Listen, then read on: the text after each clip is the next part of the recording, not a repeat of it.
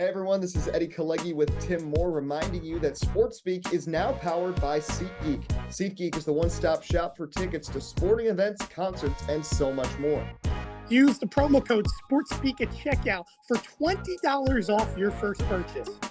SeatGeek, let there be live. Now, on to the show.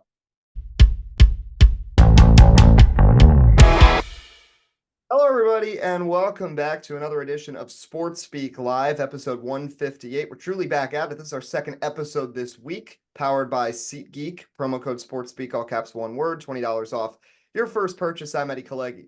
And I'm Tim Moore. We have Zoe Alter here. It's a busy time. National Football League, 4 weeks left in the season.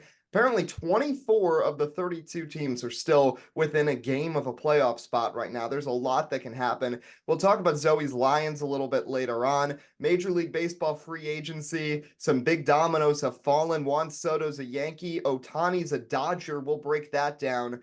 But we got to talk about the Fantasy Football League first. I don't have much to say about my team. It's been awful. We're in last place. I'm probably going to get the last place punishment. I feel bad for Tristan, Tim, because he had the choke kind of like I did last year, but his was even worse. He lost 5 consecutive games, I believe, and misses the playoffs. Well, it's interesting, too, because you think about it. Tristan beat me, I want to say, week 2 or 3, something like that. And because he had head-to-head over me, he essentially had a 2-game lead over a stretch of the last, 6-7 games. I think Tristan started off, 5-1 or whatever. He was well ahead. So, needless to say, it kind of is equivalent to a New York Mets situation where you lead the division all year long and you lose it in the last game or the last week of the season. And you're trying to piss me off 1 minute into this episode, Tim. We are so down. You got Juan Soto, okay? We are so down. Be honest with you. I'm going to be honest with you. I still haven't embraced the fact until I actually see him in uniform come March and April that he is a Yankee. Like, I truly can't believe that. But I also, you can ask Raheel this too, Eddie, as well. My first reaction when Juan Soto became a Yankee, all right, go get Nolan Arenado. Go get me more. I want to see more. Juan Soto is not just going to win us a World Series. I said this when we talked about Shohei Ohtani. I want to say about 10 episodes ago, about how, listen, the Yankees could even land him, and it's still not going to be enough. Juan Soto is not going to be the only piece this Yankees team needs. Obviously, we're going to talk about Yamamoto in a little bit. I don't think he's going to be a Yankee. But the Yankees need a third baseman. They need a slugger, and Verdugo's a great addition as well, might I add. But there's a lot of it. But needless to say, my fantasy Juan Soto's pretty good too. We'll get to it. We'll get to that conversation. Your privilege is showing. Okay. Okay, let's move on. Thank you. Yes, we'll circle back to Soto. I want to finish off on the fantasy league too, because the biggest surprise to me, Adam Tropper, who drafted the Cleveland Browns defense in the second round, who I thought I scammed in a trade 20 minutes after the draft when he gave me Chris Olave. Don't say his number 1 overall pick, who wasn't even on his team anymore. He picked Zach Ertz. Yes. Don't forget about that. Yes. In the first round. Yes. And then he ended up on my team and then on the IR. And then I got Dalton Schultz out of that, which was actually a good move. Yet my team's in last and he's going to the playoffs. So I don't understand it. All I can say is when you have a gimmick league, these are the kinds of things that'll happen. Zoe, your team this year, a little up and down, and you fall. I thought I was going to make the playoffs. I thought I was going to sneak in there. And then Justin Herbert decided to have himself a horrible week and get hurt. I think my team was decently playoff worthy. It wasn't the greatest team ever put together, but I think we could have snuck ourselves in there. It was a tough year. It was a tough year. I don't know much else to say. I'm upset. I'm not happy. I think the first problem was me taking Cooper Kupp because he was hurt half the season. Jahmyr Gibbs, I love the man, but he was very much not fantasy worthy. And, things happen. I'm not happy about it. I'm upset. I think nothing caused me more agony than this fantasy league. But it's okay.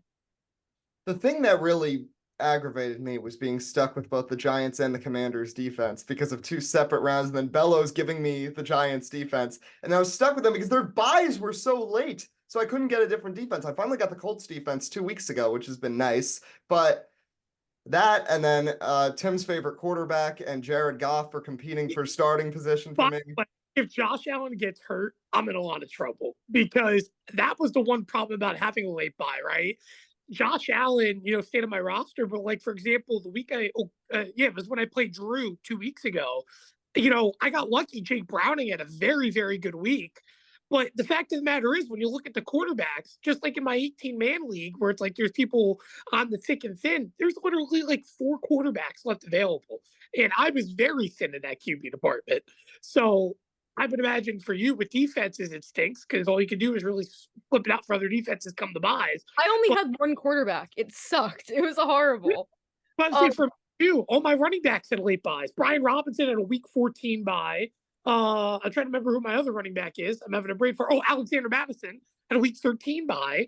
So when you think about this too, like all these players that I don't want on my team are going to end up being on my team because they have to be there for the long haul, which is why I started 5-1, 6-1, and I ended up falling to 7-7. No, well that would have. I'm sorry, I finished 8-6.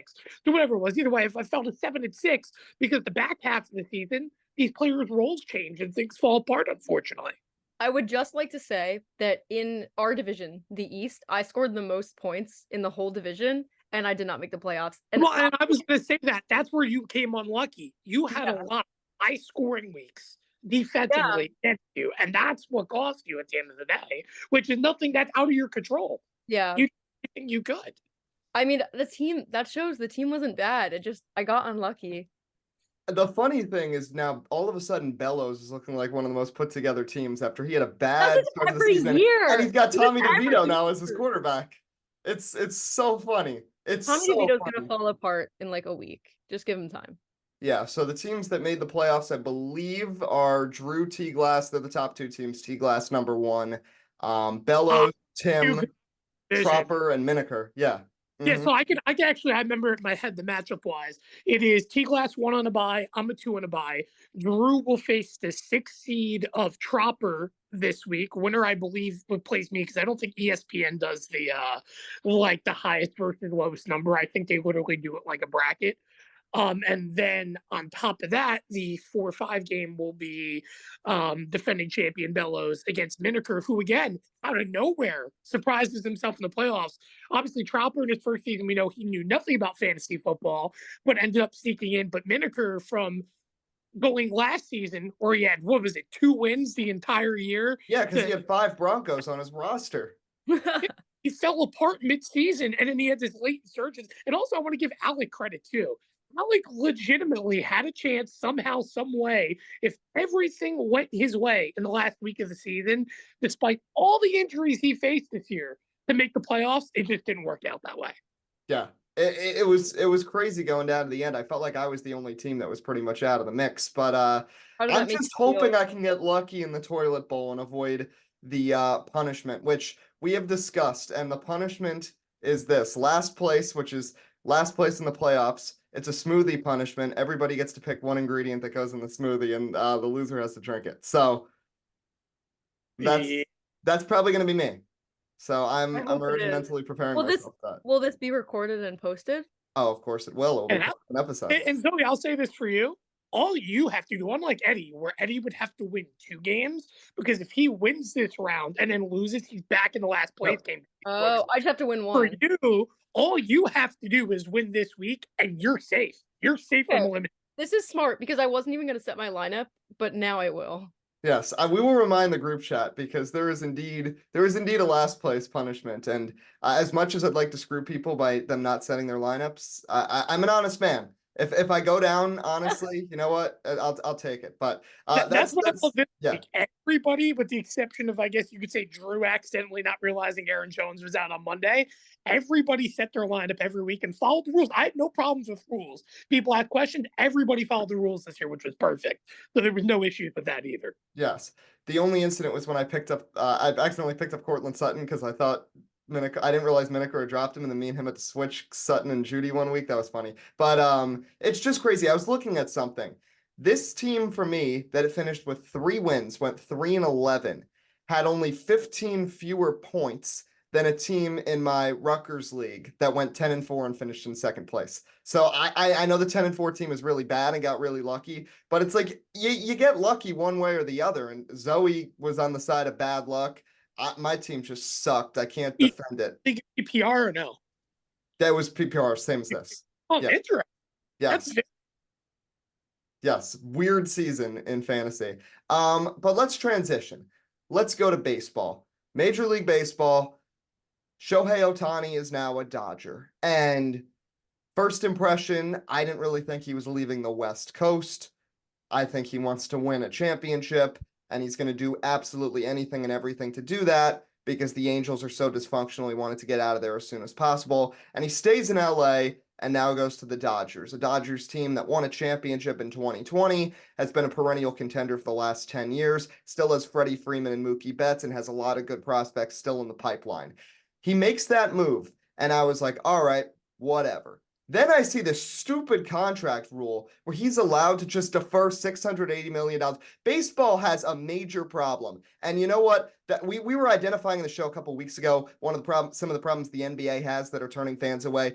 Baseball is running into a serious problem where it's becoming like European soccer. Because frankly, there are only 6 to 8 teams who can legitimately contend because they're the only ones who can afford to do stupid things like this. So Shohei Ohtani can just defer and decide to only make $2 million a year. He's making less money than Tomas Nido this season. And he's going to make $680 million when he's in his 40s. How is that allowed? Because now the Dodgers, I just want to say, now the Dodgers are, I think, are the front runners for Yamamoto. And it's not just because Ohtani and Betts and Freeman were meeting.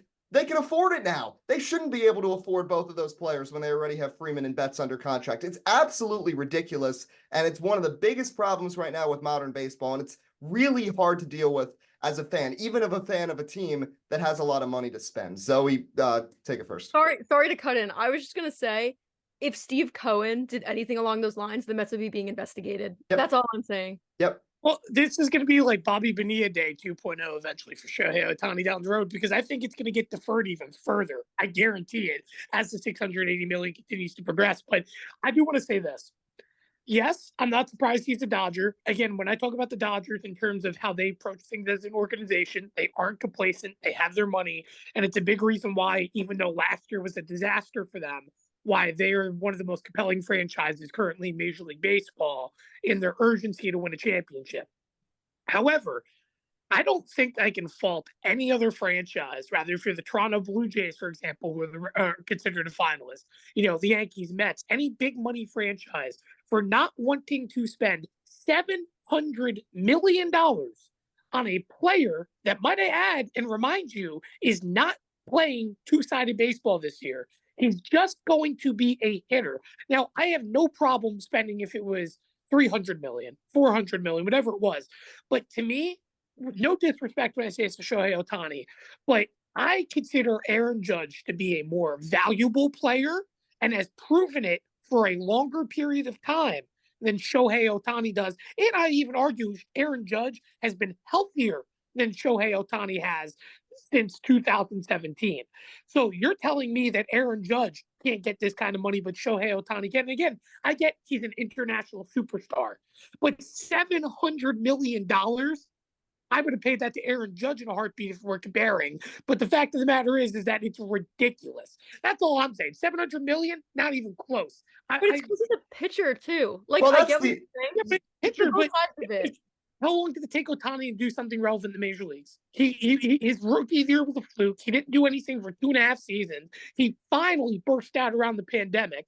He'd been hurt left and right. And I'm not saying whatever, but to me, that doesn't add up to $700 million when I watched a guy that won MVP, set an AL record, was a runner-up MVP and a rookie of the year legitimately, and is the difference maker for his team that wins every single season record-wise, even though they didn't make the playoffs last season. My point is this, is that Aaron Judge, and I know John Sterling said it 2 seasons ago, it's funny how they have Ohtani and Trout and the Dodgers, or the Angels can't finish anything better than 15 games below 500. The Yankees are 500 every single year, and they were miserable last year without Aaron Judge, and it's simply because Aaron Judge is that much of a difference maker, in my opinion, for the New York Yankees. Yeah.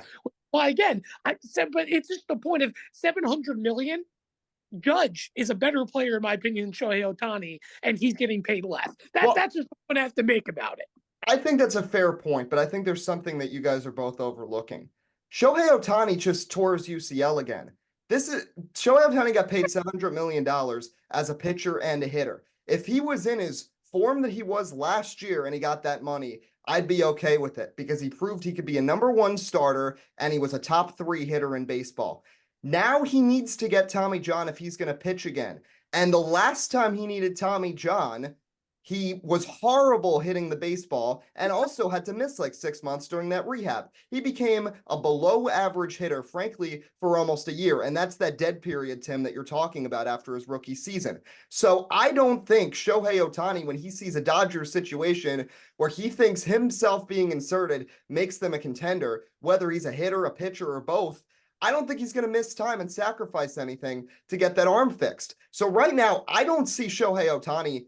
I'll just throw it out there. I don't think Shohei Ohtani's ever pitching again in the major leagues. I think he's just a hitter strictly the rest of the way because he'd have to sacrifice a year. And unless the Dodgers are in a rebuild, he's not going to sit down and miss a year to get that surgery done. So if he was going to be a pitcher, okay, $700 million, it's ridiculous. It's so much money. It's astronomical, but I'll understand it. Right now, him getting $700 million to be a hitter that, like you said, is on the same wavelength as a Judge or a Soto or an Acuna who are I making would argue half the Freddie money. Freeman is better than him. Freddie Freeman, Mookie Betts are 2 better hitters, in my opinion, than Shohei Ohtani. Yes, I think power-wise. I think an all-around hitter, Freddie Freeman, and Freddie Freeman has been proven to help teams win games. Mookie Betts as well. I'm not going to discredit Ohtani. He's had a masterful last 2 years, but giving someone $700 million as a hitter and pitcher contract when I don't think he's pitching ever again is ridiculous. But the bigger picture here is now they defer this money.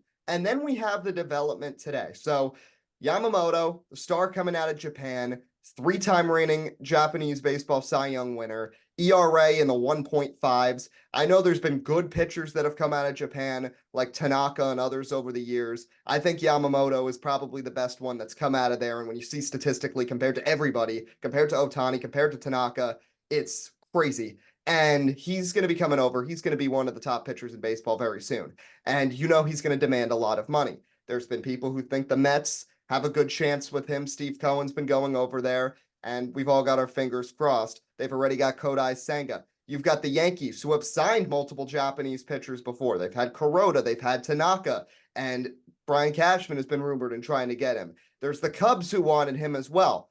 But now with this, I think this is just setting up the perfect storm where Yamamoto is 100% going to be a Los Angeles Dodger because not just the fact that Betts, Freeman, and Ohtani met with him today, but this situation now, especially with Ohtani, I don't think he's going to pitch. The Dodgers do still need a pitcher. Their pitching in the NLDS was brutal. I mean, when you're throwing Lance Lynn out there trying to win games in the playoffs in 2023, that's a problem. But if you bring back Kershaw on a short money deal, you're going to have Walker Buehler coming back. You got Tony Gonsolin on this team.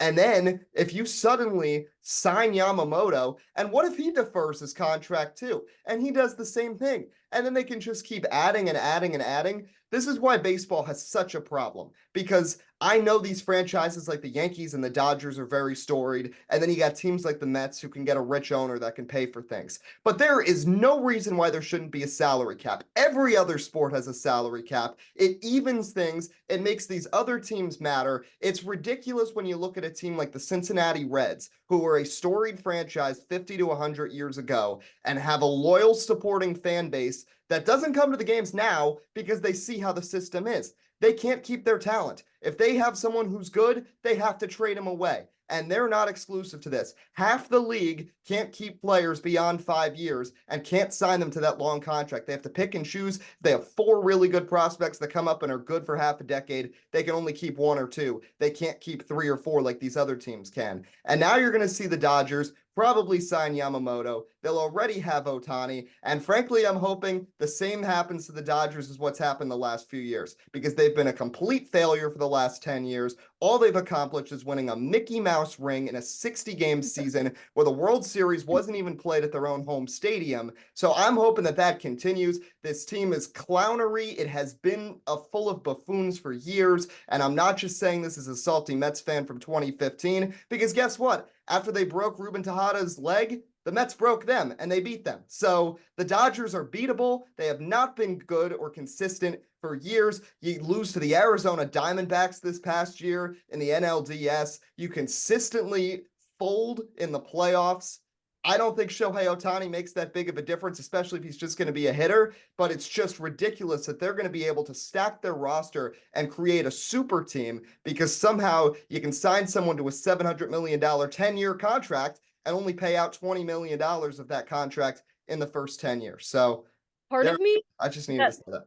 thank you. There's part of me that almost hopes the Dodgers are so good and go on this crazy run that the MLB realizes they need to change. Because if that doesn't happen, the MLB is not going to change, and something needs to change because it's not fair. Like, there are teams.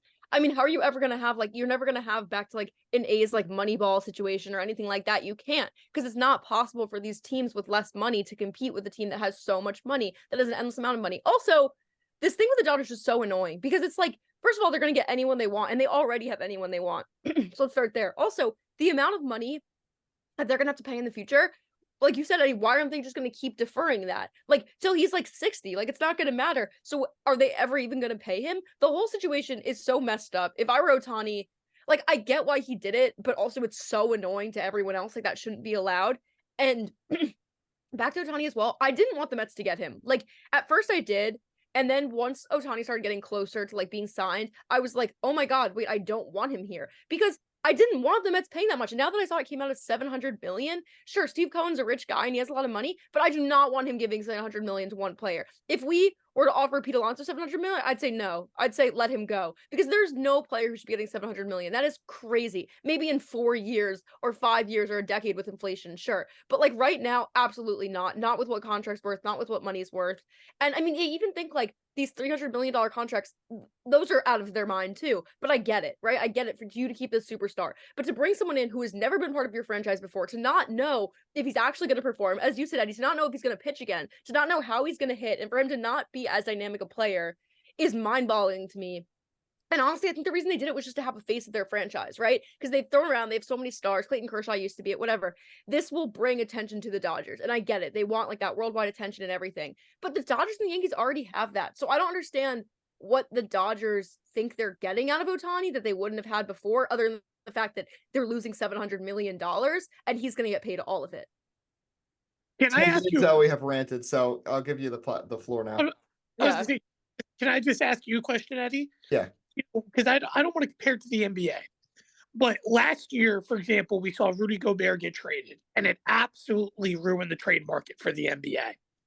Do we think Shohei Ohtani getting signed ultimately is going to really break the free agency market all over again for bigger superstars down the road? Because let's be honest, Shohei Ohtani was the best player available in free agency. But what happens next year down the road? Because again, $700 million is a lot of money. No other player is making anywhere near that. And like Zoe mentioned, I would have, not knowing the price, I'd be like, okay, 400 million, great, 450, 500 at tops. But $700 million, that is a risk, that is a liability. And Shohei Ohtani never, no matter how good he is, will never live up to that 700 million number. That's just the fact of the matter. But to me, I think this absolutely ruins Major League Baseball's free agent market, just because of the fact now there are going to be big players in baseball that are going to want similar money to Ohtani, if not around that, if they're performing to that level. Yeah, I agree with you on that. I think it's going to become leverage now that players are going to want to use. There's no reason any team should be paying players that amount of money right now until $700 million becomes worth what, say, $400 million is now, and that's 30 years down the road. But I think this is more of a product, actually, of what we've seen the last few years. And again, comparing with the NBA, one of the drawbacks of that sport, everybody says, there's too much player movement. Everybody signs a contract, they go to a team for 1 year, they immediately want to change, and they point out James Harden and Kyrie Irving and Russell Westbrook, who are essentially team hopping right now. And I see how that's problematic. But I think baseball has gone too far in the other direction, because you mentioned these big superstars that might be hitting free agency. There's not that many that are going to in the next few years, because all these teams are signing these ludicrous contracts that are over a decade with these players, several $100 million with little to no opt-outs or anything like that. And that, I think, Shohei Ohtani is simply a byproduct of that. The $700 million is a different story, and I agree with you, Tim. That's going to become ridiculous leverage that other players are going to try to use, and that could hurt the free agency market, but I think free agency has already been breaking down, and I think one thing that really points out to me is that Julio Rodriguez contract the Mariners signed. I mean, the kid has a year and a half that's good, and they give him an 18-year contract. Like, what is that? I mean, it's ridiculous. And that's why Major League Baseball, to me, is becoming a lot like European soccer, because the amount of money that's being given to just a few players in these long deals, and there's only 5 to 10 teams that can put out really good competitive rosters, which is why I'm glad that the current playoff format allows for more surprises and upsets, with especially the 3-game series in the wild card round. There's been a lot of debate about whether that gets you a legitimate champion. Honestly, I think you need that format right now because it's so ridiculous, because there's only 5 or 6 teams that can win 100 games during the regular season. You need a good story like an Arizona to catch fire and go on a deep run, or even a Texas. I know the Rangers spent money on a couple of players, but it's not in the same stratosphere as the Yankees, the Mets, the Dodgers, and others. But yeah, to answer your question, I think it really is both going to cause problems, but I also think it's an effect of what we've seen as a trend over the last few years. Zoe, go ahead. One last thing before we move on. Like, also, the Giants were willing to pay him that too. Like, there was this report that came out that said the Giants were offering him basically an identical contract to what we're offering Shohei, an identical contract to what the Dodgers offered him. And he went to the Dodgers. And I get it. He wants to win. He wants to whatever. But the fact that there was another team also willing to pay him that much is really worrisome, because you can hope, okay, it's just the Dodgers. They have this crazy amount of money. No one else is ever going to flesh out $700 million. It's almost like $1 billion. Like, what are you doing? No one's ever going to flesh that out again for one player. Like, that's stupid. But teams clearly are. And so I think that's my fear, is like, how is any team supposed to exist? Because there are franchises who cannot pay like 3 players each, like, give them a $200,000 contract. I mean, $200 million contracts. So, like, what are you going to do with a $700 million contract? That's just not going to exist. And how much money is one team going to be able to spend? The whole thing is so messed up. And like, I get the luxury tax and everything like that, but at a certain point, you just need to cap it, because they're going to keep paying if you let them pay. You have to cut it off. You have to stop it, or you have to say you can only have this many deals of this amount of money. Something has to happen, and it has to change fast, because the Dodgers or the Yankees, even with Soto, are just going to become so good that it's just going to be the two of them facing each other every year, and no one else is going to get a chance. And I do want to say one last thing, Eddie. I'm sorry, I know we want to move on, but Zoe just brought up something that I swear to God that I brought up here on Sports Speak about a year and a half ago in the direction of Major League Baseball. And that's what I truly believe, is that baseball is becoming super team oriented, just like the NBA is. You're going to start seeing superstars heading to bigger teams, teaming up together with the desire to win championships, because they're going to be the only ones to pay these players at the end of the day. And that's what I truly think Major League Baseball is going to become when we see more of these free agents. And it's devastating to see. And really, they have to do something about it. They have to. That's the realism, because none of these other franchises, especially when I look at teams like the Royals, Rays, that are barely paying anybody, they're not going to be able to survive just through their farm system. And the other thing, too, about deferring, and correct me if I'm wrong, but the other issue with all this deferring stuff is that realistically it doesn't break the luxury tax. So these teams also aren't losing draft picks at the end of the day. So the point of the luxury tax was to take away from teams that were overspending and take away their draft picks. If the the Dodgers are not losing their draft picks, to me, they're not hurting, and they're just exploiting the system. And I expect other teams to be doing this, but it is a problem. And it's, unfortunately, I really don't think going to be a problem that's going to be solved until either the players union has another strike again down the road, because of the way rights are and how Major League Baseball sets. Because remember, you set a policy, you want to change things, well, you have to go through the players union, you have to go through other things. So we could see a strike. That's the only other way we may see change again in Major League Baseball again down the road, in my opinion. Yeah, and to touch off on this subject, I really hope the players see that this is a problem. I hope they're not just like, oh, Shohei got $700 million. That's incredible. No, see that this is a competitive balance problem that's being brought about by the current financial system of the league. Now, the other big move from this past week wasn't a signing. I can't fault the Yankees for it, because it's just a trade. Juan Soto coming over to the Yankees, which we brought up briefly right at the beginning. I want to share my thoughts, and then Zoe and then Tim, you have the floor. Soto, I think, is a good addition because Alex Verdugo is not going to cut it as the lone addition to the Yankees. He's just not. Juan Soto is a top 10 player in baseball right now. My worry is I don't think this is a long-term thing at all. I'd be shocked if he's there for more than a year. And I watched the press conference yesterday. First of all, to think you bring in a player of this magnitude and you're doing a Zoom press conference, you couldn't wait until you could get him back into New York. The connections were horrible. At one point, Juan Soto's face just disappeared. I mean, they're doing a press conference for the biggest acquisition this team has gotten probably since Garrett Cole, the same way we do sports speak. So like, can you up the ante a little bit? So that's number one. Number two, I just felt like some of the comments were a little weird with the foreshadowing from Juan Soto. Didn't really seem like this is a long-term commitment. Now I know he just got here and maybe seeing the system, maybe he's going to like it, but it just felt like he was very, I don't know, hesitant. And I don't know if this is really where he wants to be long-term. But I mean, it's good for the Yankees right now. And if you can say you got Soto, Judge, and Stanton all on your team at one time, that's ridiculous. The real question, though, if they don't get Yamamoto, is what are you going to do with the starting pitching? I know Tim wants a third baseman. I think the bigger problem here is the pitching beyond Garrett Cole, which can't sugarcoat it. Their starting rotation besides Garrett Cole last year, 2 through 5, I think that was a bottom 5, 2 through 5 in Major League Baseball last year. Nestor Cortez, I don't think is good long-term. I think he was a nice story for a year or two. I don't think he has much there. Carlos Rodon had a horrible season. You've traded away a couple of pitching prospects that you had. I don't understand why Richard Fitz got traded away. I got to see him pitch in Somerset last year. I think he was the most major league ready pitcher they had down there besides Clayton Beeter. And he had an excellent year in Double-A and was right on the cusp of getting that major league call. And to send him away for Alex Verdugo, who now becomes a spare part because you already got Judge and Stanton and now Soto and Trent Grisham, where's Alex Verdugo even going to fit in? So to me, that was a ridiculously bad deal by the Yankees. And Juan Soto is a great addition. I think the lineup is fine, but the pitching rotation is a complete mess right now. If they get Yamamoto, that solves a lot of it, but if they don't, the Yankees could be in for another tough season, I think, even with Juan Soto. Zoe, to you, and then to Tim.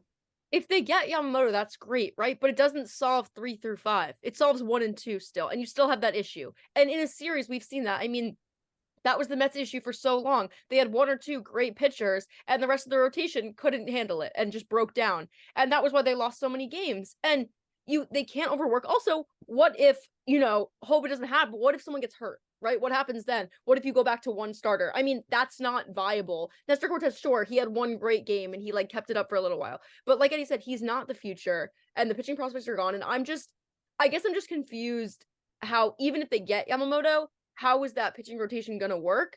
Because you can't have 2 guys make up your whole rotation. But other than the pitching, I'm so angry that the Yankees got Soto. I'm so sorry. Why do they get everything? Why do you guys, Tim? Why do you get everything? I don't understand. It's so unfair. The Mets are literally going to be stupid and not re-sign Alonso. They're going to lose him, right? The whole thing is a disaster. Francisco Lindor forgot how to hit this season for a little while. I'm going to lose my mind. You don't understand. I wanted the Mets to get Soto so badly. I didn't care about Ohtani. I didn't care about anyone else. I wanted Soto so badly. And now, of course, he's on the damn Yankees. I don't understand at this point. It's beyond me. Tim, why do the Yankees get everyone? It makes me so angry. Well, it's interesting because I'm going to be honest with you. Considering the fact of what we traded for Juan Soto, I literally consider that a bag of chips. I'm going to be 100% honest. That too. I'm absolutely stunned by that. I can't believe he went for that cheap. I really can't. Yes, it's a 1-year deal. Yes, it's a lease. But I think this is really the case because Brian Cashman's on the hot seat, and Brian needs to prove why he needs to have a job in Major League Baseball with the New York Yankees. And again, I've made it very clear. I don't like Brian Cashman. I don't have faith in him as a GM.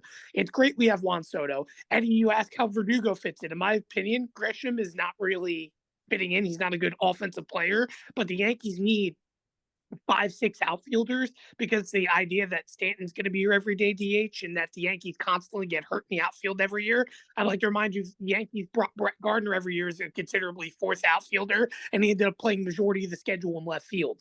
So the fact of the matter is that you bring in Verdugo, I think he fits in great. Soto, though, having him is excellent. Again, top 10 player in baseball, having somebody that you can always dream of being a Yankee in terms of an offensive production, when I could compare him to another player of Alvarez, on Houston, that to me is an absolute huge thing. And when I think of it like this, the Yankees need a lefty bats. Soto can hit for average. Verdugo can hit for average.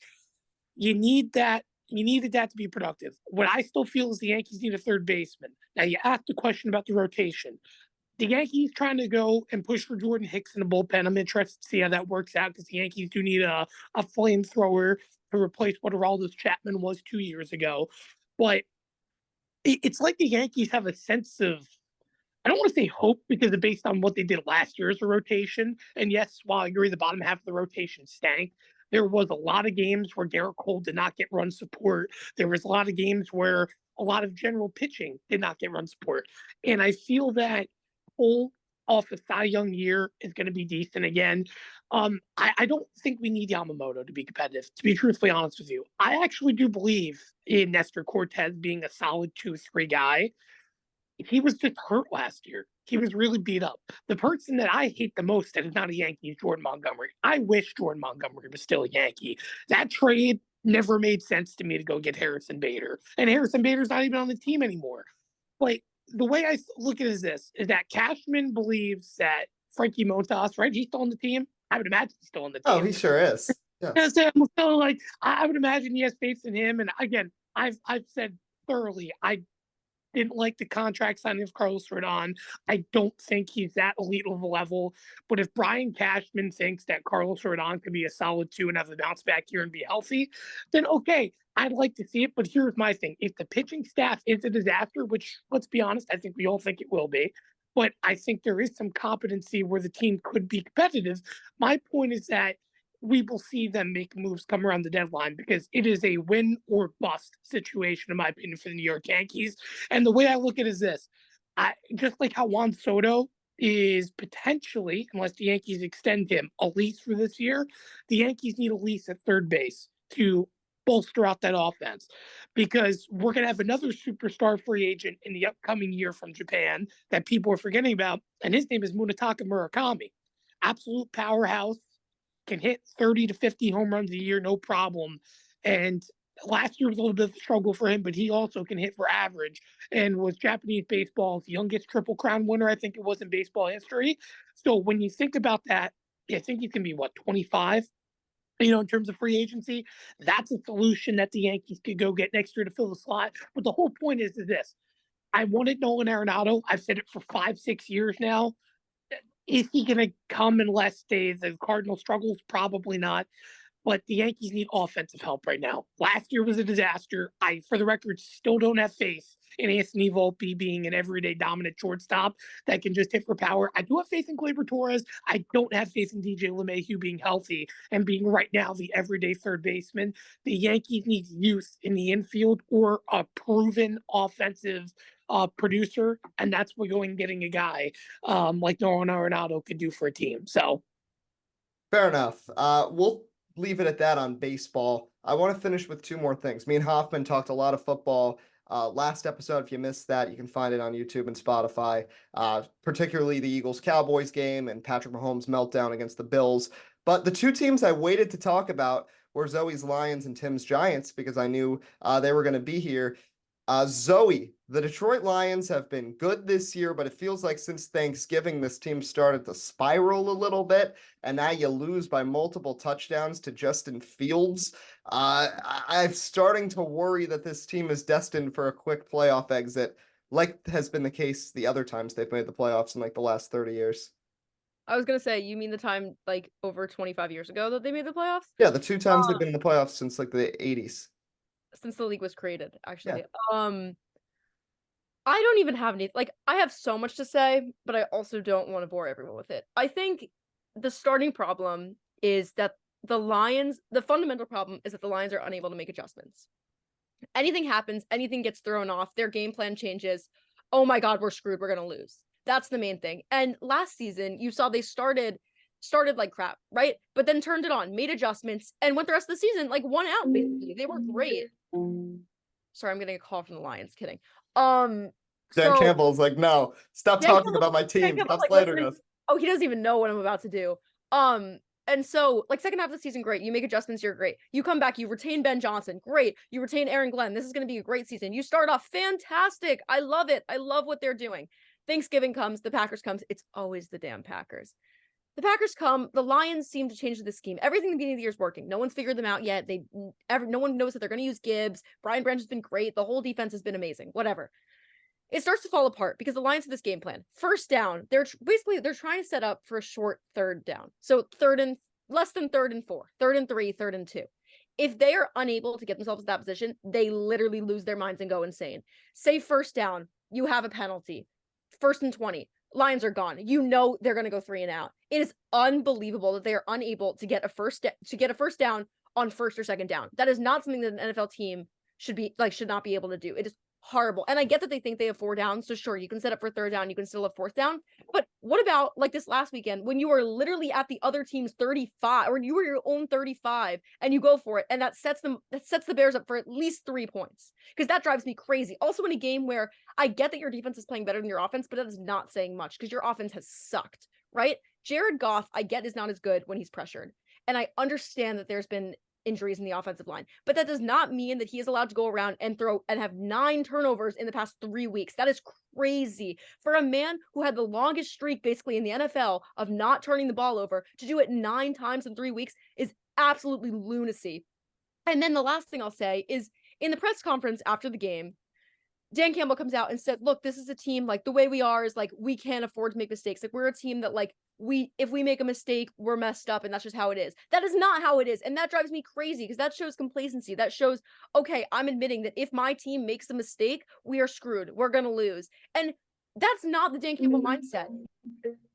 He's really mad. Yeah. That's not the Dan Campbell mindset. That's the mindset of, oh my God, like my team can't adjust. And I don't understand because the adjustments for me come down to the coaching. I don't understand. If your team's not adjusting, Dan Campbell, go in there and scream at them. Tell them you're going to bite your own team's kneecaps. I don't care. Like, figure it out. And he's so close with coordinators. Ben Johnson's going to get a head coaching job at the end of this year. The way the Lions played last game, Ben Johnson should be getting fired, and he should not be getting a head coaching job anywhere. He was awful. The Lions made no adjustments. And I think the biggest issue is that Dan Campbell, now that the Lions are being seen, has gotten a little complacent, and he has got to light a fire again under his players' butts. Because I know they want to win, but they're clearly not making adjustments. So I don't know where the problem's coming from, but I am so aggravated as a Lions fan. I am not used to winning. You guys know I am not used to having a winning team. And now that I have a winning team, I'm so angry because I feel it slipping away. If the Lions lose their next 2 games, the Vikings win the division. Like the Lions don't even have the NFC North locked up. And that's crazy that the Vikings could take it without Kirk Cousins, with whatever his name. I don't even know what his name is. Who's not Josh Johnson, the third one. Nick Mullins. Yeah. If Nick Mullins takes the damn NFC North from the Lions, I literally don't even think I can exist anymore. Like I don't even know what to do with myself. I love the Lions and I get that they had a really bad game this week, but that's multiple weeks in a row. Every game since Thanksgiving, like you said, Eddie, has been a fight to win it. And you're going to tell me you struggled to win against the Saints after Derek Carr got hurt? You're going to tell me you struggled to beat Taysom Hill? Because that's humiliating. And you struggled to beat the Saints when everyone around them was hurt? Like, Chris Olave left the game. They didn't have Lattimore. Everyone's on IR. And you barely squeak past the Saints. That's crazy. And then you lose to the Bills with Justin Fields in a game where he doesn't even really, like, he throws the ball and is successful. How do you let Justin Fields throw the ball and is successful? I will stop ranting now. No, you know what they call these? You know what they call those? They call those trap games. And they call them trap games for a reason. And this is what I think it is for Dan Campbell. He coaches best and proves himself best when he has a point to prove. But since the Lions started off so hot, what I think you're confusing what is complacency is overconfidence. Dan Campbell is so confident right now that his team can execute that he is I don't want to say delusional, but he's in delusion. For example, calling a play on 4th down at your own 35 to give a team field position, believing that, yes, having blind faith in his team that they can execute when realistically they can't execute in that position. Hadn't executed a play all day. So Right. how do you think they're really going to work? Because they haven't executed. And the call on that was the worst call I've ever seen. I have never seen a play designed that badly. Sorry, continue. No, but I'm just saying it's overall, and I agree with you, but I think it's more of the hot start. I'm not saying that the Lions needed to stink to start the season and have a point to prove, but for last season where they found their momentum at the end of the year was because not just Dan Campbell was coaching for his job, but the team was trying to prove that they belong.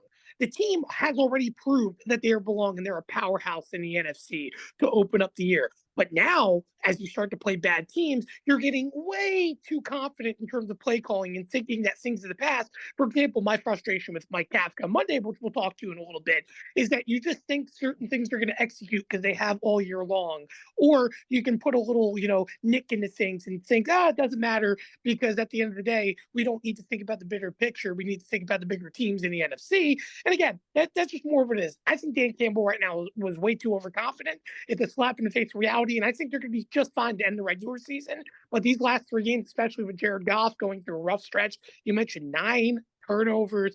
That has been the difference maker. And it starts with the man under center, and it starts with the guy in charge, in my opinion, that's going to need to turn this team around if they're going to win a Super Bowl. Which, for the record, with how crazy the NFL has been this year, and I'm not trying to speak trends, but we are in a sports year where teams are winning their first career championships. I would like to say the Lions are still a favorite considering that trend. But again, we'll see what happens. But I think they're going to be fine to end the regular season. But they've definitely had a slap in the face of reality. Yeah. Are the Lions also? Yeah, no, you go. You go. No. Go Okay, ahead. the Lions. The other thing I was gonna say is I don't think the Lions, the Lions' goal this year is not to win the Super Bowl. They definitely don't think they're winning the Super Bowl because if they thought they were winning the Super Bowl, they would have went out at the trade deadline. They would have gotten Sweat. They would have gotten Montez, but they didn't. They didn't try to get that final piece that would have put them together. Instead, they were kind of complacent because they're like, okay, we're still in this era where, sure, we're going to make the playoffs. We're going to try to do our best. But I don't think they see it as a Super Bowl year. But I don't know what they see as a Super Bowl year because Jared Goff has 1 year left on his contract. So they're going to decide what to do with him at the end of this year. Hendon Hooker, we have never seen in an NFL game. Also, the critics on him, can he even play in something that's not a college offense? Is he even able of that? I don't know what the future looks like for the Lions. There's so many moving pieces, and I get they're a young team, but there's so many pieces that you don't know how long they're going to be there. You don't know how long they're going to be healthy. I mean, is CJGJ, he's hurt right now, but is he coming back next year? There's so many of these little pieces that you have no idea what's going to happen. So for me, I understand that. The point that they're not, I would love to see them go and think they're going to be Super Bowl contenders, but I feel like everyone on that team doesn't think they're going to the Super Bowl, and that drives me even more crazy because what is the goal? To win 1 playoff game? Okay, we're all good. We keep our jobs. Let's do it again. If you're doing all this and you're going through all this work, why not win a Super Bowl? Yeah, that's the final problem here with the Detroit Lions. This is an organization that doesn't know what to do with themselves in this situation because they're never here. They're never this good. And Dan Campbell, I have gone very much back and forth on him over the last couple of years. Where I sit right now is this. He garners more respect from his players than just about any coach in professional sports right now. And he certainly proved that he's capable. But he gets way too confident, way too cocky, and makes way too many poor decisions. Frankly, I don't think he's much better than Brandon Staley. I see a lot of similarities between the two of them. Dan Campbell's just proven to be able to execute just a little bit more. And part of that might be because, frankly, the Lions have a better roster overall than the Chargers, even though the Chargers have the better quarterback. But Tim, let's finish quickly with the Giants, who suddenly are now 6-8. They've won 3 straight games. And Paisans, Tommy Cutlets, NFC Offensive Player of the Week. How about that? NFC, really? I didn't even see that. Yeah, really? him and Zach Wilson. Zach Wilson won AFC Player of the Week, and Tommy Cutlets won NFC. What? Yes. How much money would someone have had to pay you to tell you that was for you to believe that was going to happen? I wouldn't have believed that just because it's yes, he ran like he was Daniel Jones, ran 70 something yards, was it 80 yards, whatever it was, and he didn't even pass for 200. I am loving everything about Tommy DeVito, not because of he's winning. It's the fact of the Giants this season really needed a good story after all the downfall we had to start the year. And to just get a little bit of, I could say, confidence in somebody under center to me at this point in the season is a big thing. My head for the record until last week, or I'd say yesterday, or was it 2 days ago now, Monday, had my head still fully in tank mode because I truly believe that we needed more help in the draft.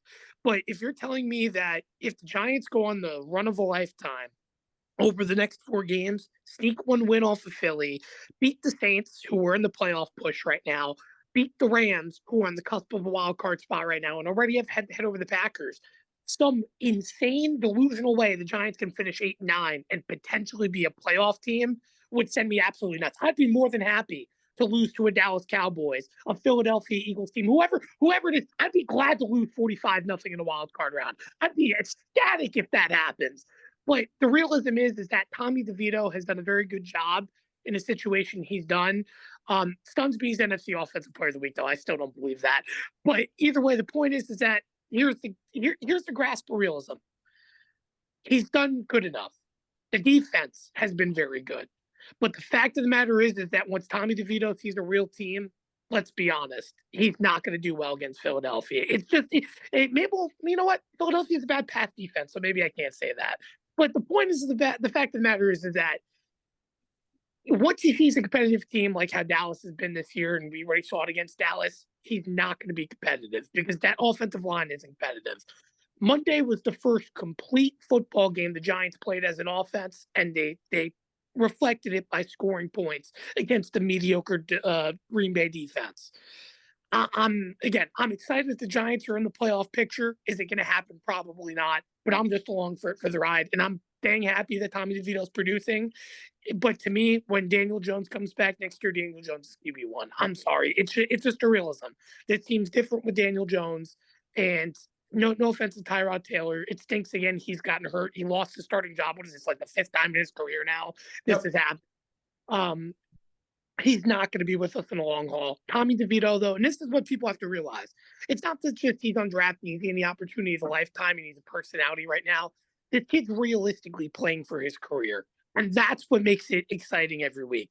Because had Tommy DeVito thrown a dud the last 3 games, had 2 touchdowns to 7 interceptions, put up Zach Wilson numbers, we know he wouldn't be starting right now. We know there would be no promise there. But the fact that he's sitting in the pocket, trying to make plays, trying to improve, not turning over the football, that to me is a positive because that's somebody that can be backing up Daniel Jones next year when this team needs somebody that we can trust. So just like, for example, like what Mike White was for the Jets, that's what I view Tommy DeVito for the New York Giants as being somebody that can play competent football when you need him to step into a big situation.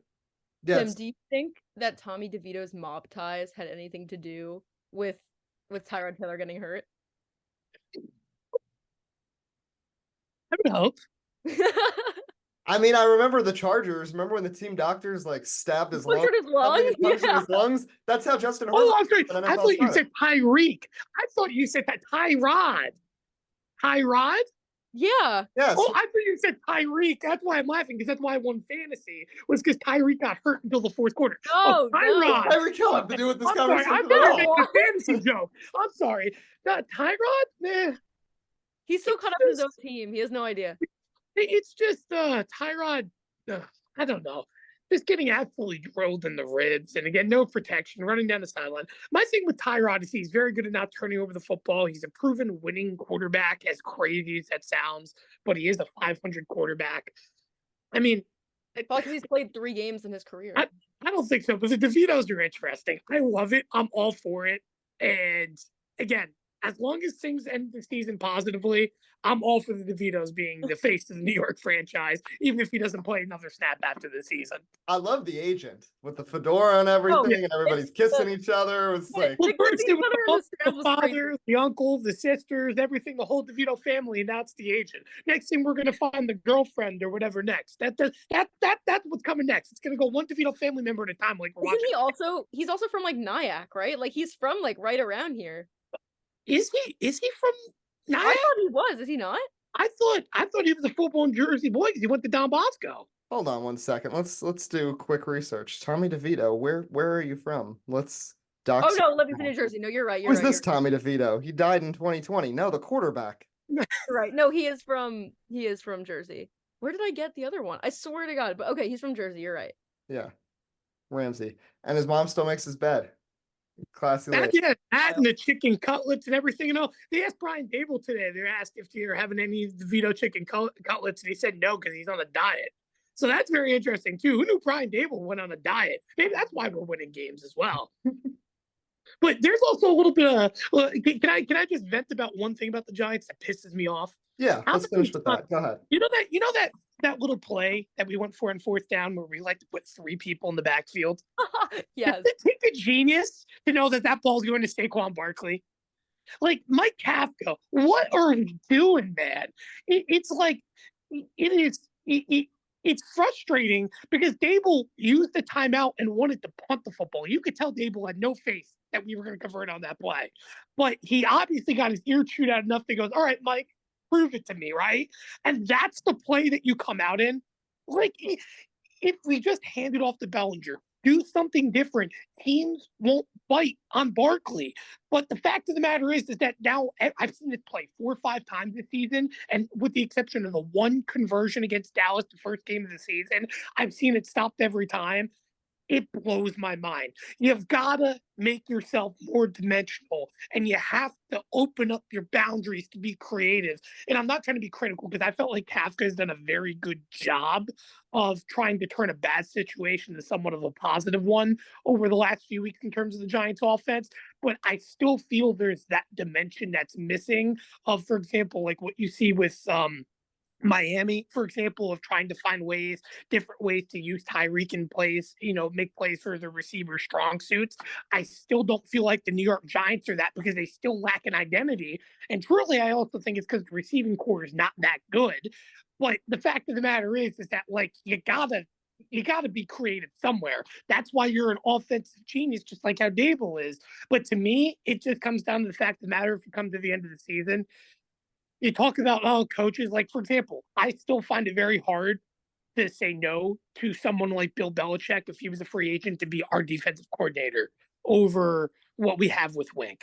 It sounds insane. I think Wink's done a great job, but it's Bill freaking Belichick, man. You're going to tell me no with his Giants ties, but I wouldn't want him running an offense, right? But I feel like Dable needs to institute himself more into the offense if we're going to want to see pure change. And again, I feel like Kafka's done a good job, but I feel like Dable is going to be the difference maker for this team. And for the record, 2 seasons through, I know he saw a lot of criticism at the start of the season.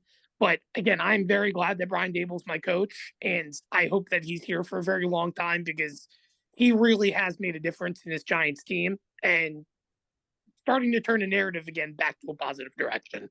So that's the big part. Yeah, well, we'll see how it develops. We got 4 weeks left in the NFL season, but that'll do it for this episode of Sports Speak Live. Zoe, thanks for joining us as always. You can follow us on X at Sports Speak Live for more, and stay tuned. Next episode, some more NFL, probably some NBA, college football playoff a couple weeks away as well. So we'll dive into all of that. But until next time, I'm Eddie Kalegi. I'm Tim Moore. Signing off of Sports Speak Live, powered by SeatGeek. Enjoy the rest of your week.